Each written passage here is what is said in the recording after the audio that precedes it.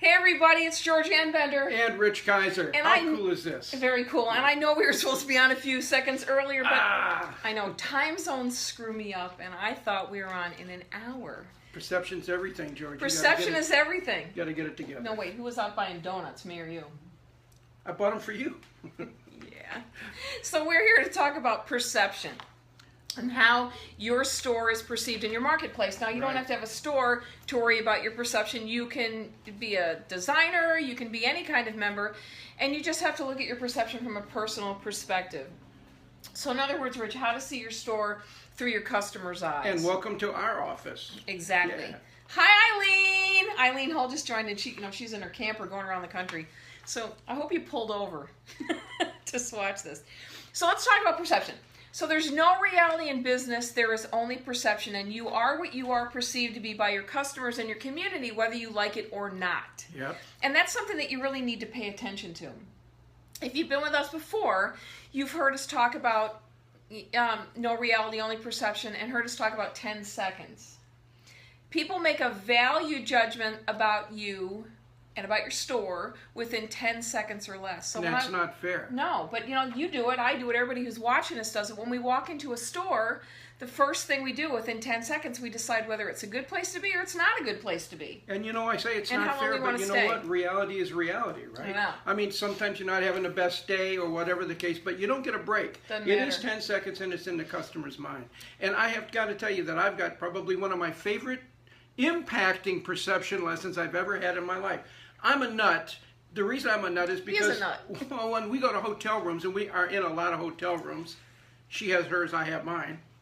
I'm a clean nut. I really just, all I want is a clean nut, a clean room. You're a psycho. And I always say you have 10 seconds. Hi, Sherry. So here's what happens. When I walk in, did you ever see one of those television shows where they take the black light? You know what I'm talking about? Yes, but I they stay take the black in light hotels, and they scan them, so I and try not to look. All the stuff they find on the curtains and the remote control. Okay, that's disgusting. So all right, so but I do wonder. So all right. How do you get it on the ceiling? So we're talking about perception. Get it on the ceiling. So we're talking about perception. So when I go into a room, I've really become kind of rabid about this. The first room that I look at when I walk into the hotel room is the bathroom. The bathroom. Now you have a question here. Eileen said, "Isn't that just for blood?" No, Eileen, it's for so here's what lots I do. Of things. I walk into the bathroom, and you would look to see if the bathroom. What I do is I get down on my knees and I reach underneath the cabinet where the sink is, all the way to the wall, and I rub my hand on it to see if in fact it's clean. Because here's my theory: if it's clean under there, then the whole thing's going to be clean because that takes extra effort. That's so disgusting. No, it's true. Now I'm getting a mental picture of you on your hands and knees in a bathroom, wiping the corner. But here we're talking about perception. So anyway, I walk in this room. It was perfect. I get up and I'm walking into my room, the bedroom area, and I always have two beds, queen beds, so that, one for me, one for my luggage. And I'm walking through there feeling really pretty good about this room. Wait a minute. You request a separate bed for your luggage. Yeah, I do. Oh God, you are so weird. Okay. You have never seen those, our client Campground of America, you've never seen their videos on bed bugs. Y'all shouldn't put your luggage on the bed. So here's 10 seconds. Not a good thing to do. 10 seconds, I'm really happy with this place. And then I walk in and I look at the two beds, and from underneath the bed is a piece of paper sticking out on the floor. And I crash. Within 10 seconds, I'm crashing. And I'm going, how could they miss that? And then whomever is cleaning the room, if they missed that, what else did they miss? And in disgust, I bent down and picked up that paper. I was going to throw it away. And as I got it, we're talking about 10%. I carry this no matter where we go. You carry it with you everywhere? Every presentation we make that we give this, this note was underneath my bed. Yes. Oh, it's upside down. Yes, I do clean the floor under the bed every day. Wow. You know what? I got to give her a gold star. You just happen to have this with you mirrored so that when you show it on Facebook Live, it'll be, yeah, it's good. I want them to be able to read it. But here's the point. Within 10 seconds, my perception just blew right through the top of the roof. Now, that is because customers don't have much of a patience about the perceptions they create. No, they don't. Okay, now I have a perception story that's not going to gross you out. That didn't gross them out. Oh my, you can't see the comments. I can't. So far we've talked about, never mind. Okay, so here's my perception story. So Rich and I always bet each other that we're not going to see what the other one sees in 10 seconds or less. So he had been up north in Michigan, and he had been to a store, and he loved the store. Beautiful. But he said the signs on the front door were something that he'd rather not see, and so we had to go up in that direction anyway, and he said to me, Bender, I bet you $50 you won't see in the first 10 seconds what I saw. So in the car, he's like a kid. But instead of, are we there yet? He's going, $50, $50, Bender, $50 on the menu, $50. We pull up in front of the store, and I should have won $50 had you actually paid up. I want you to visualize this. Checks in the mail. I want you to visualize this because you're a customer with a lot of money, and you see the signs on the front door that say, no shoes, no shirt, no service, no eating, no drinking, no smoking, U.S. cash only, no $100 bills, no travel checks, no credit card checks, no credit cards, no strollers. Welcome to the store. And I'm thinking, what are you kidding me? Gorgeous store, but what it was a cashier who decided that he was tired of answering stupid questions customers asked. So he just put another sign on the front door. What's the takeaway? You know what the takeaway is? Everybody gets blind. I really believe that because we see... Not blind, retail tunnel vision. Yeah, okay, retail tunnel vision. We don't see things because we're so used to being there that it's really tough, but it's really important that the customer has a handle on what they're walking into. Right. What do they see that you don't? We get so focused in on the things that we don't see what other people see. Like, you can't see that right there, can you? What? Oh. Nothing but... I thought I had a piece of chocolate. There's nothing. I bought donuts. But it'll flip you out for the next 10 minutes, which is fun. So you need to really take a hard look at your sales floor. If you have a store, you need to take a hard look at your website, at your marketing materials, at the people who work for you. You need to look at all of those things. Yeah. Is your store well signed? Can people easily find the merchandise that they're looking for? Are the displays set to sell? Is the lighting good? Do you know that after the age of 63, you need 3 times the amount of lighting to see as you did in your 20s? And so we always ask retailers, when was the last time you relamped your store? Nobody does it. Nobody does it. I don't think about it, but it's important. And if I'm a customer of that age, I have lots of money. I'm walking around your store, and if I can't see the merchandise, that's a problem. It's uncomfortable. Perception created.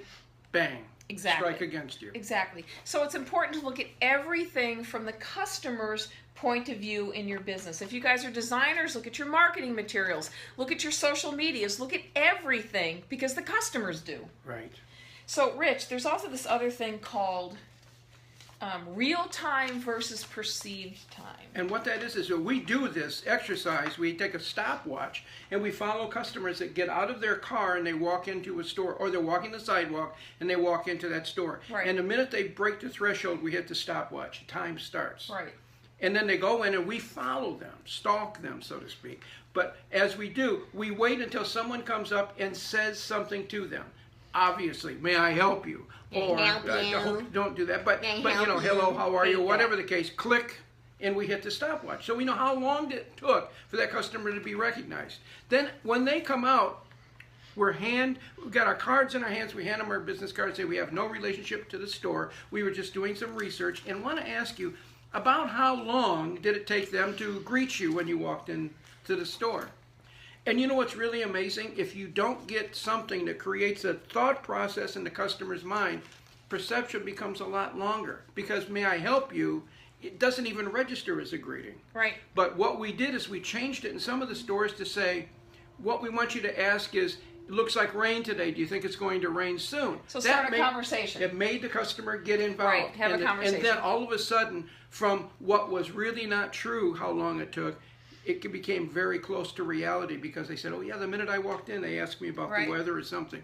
Here's the point, is that customers are forming those relationships and perceptions almost immediately. And we've got to be aware of how they're handled. So Office Max did a study, and they found out that when a customer is greeted by someone who works in the store, a store associate, within under a minute, that customer is 7 times more likely to come back to that store. But it gets better than that. Better than that. That same study showed that if in that time period a manager or an owner of the business greeted a customer, they were 12 times more likely to come back there than to a competitor. That's crazy. Yeah, it's great though too because here's the thing.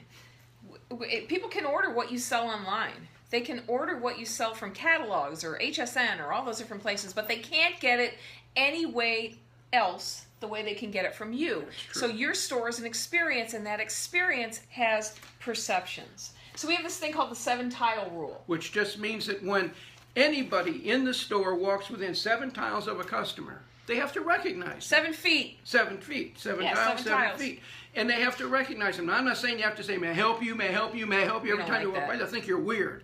But if you just walk by, smile at them, look at them, but let them know that you know they're there. And then, you know what? Customers have this innate understanding that when they have a question, they're going to be able to get it found because you've been paying attention to them. Yeah.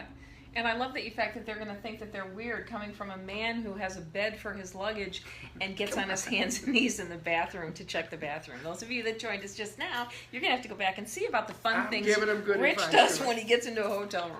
All right, you cannot make customers jump through hoops.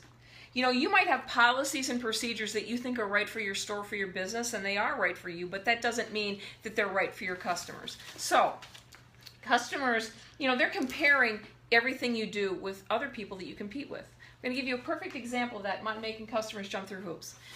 So Rich and I were doing a all-day seminar for one of our hardware clients, and we were staying at a JW Marriott, which is their top-of-the-line Marriott. We got there at like 3 o'clock in the morning. At 7 o'clock in the morning, we had to set up the room because at 8:30, we had about 400 people coming to this presentation. So we get to the desk. It's late. It's 3 a.m. We're dragging. Rich gets his room, goes off to his room. I get my key, go up to my room. The bellman's with me because, you know, I got more luggage. The bellman's with me. Of course. Go up to my room. I open the door, and the first thing I see is a dry cleaning bag hanging on the closet door. Not good. Now, what am I thinking? There's somebody in that room, and it's not the maid leaving me a nice note. So I go back downstairs with the bellman, and the man at the desk says, there's nobody in that room.